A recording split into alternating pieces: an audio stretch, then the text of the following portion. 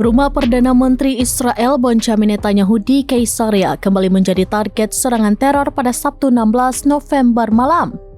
Kali ini bukan serangan drone melainkan bom suar.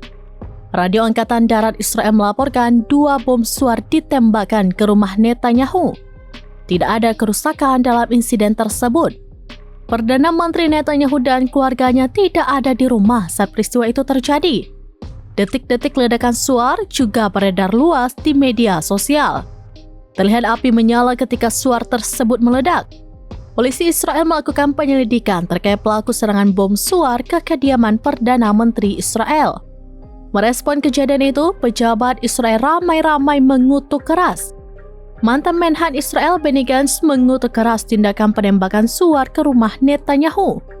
Menurut pensiunan Jenderal Militer Israel itu, insiden ini sebagai tindakan yang serius. Reaksi serupa juga disampaikan pemimpin oposisi Yair Lapid. Yair Lapid mengutuk serangan itu dan berharap penyidik dapat menangkap pelakunya untuk diadili. Presiden Israel Isaac Herzog langsung rapat dengan Kepala Shin Bet untuk melakukan penyelidikan segera. Herzog mengutip pernyataan Shin Bet bahwa ini adalah eskalasi yang berbahaya.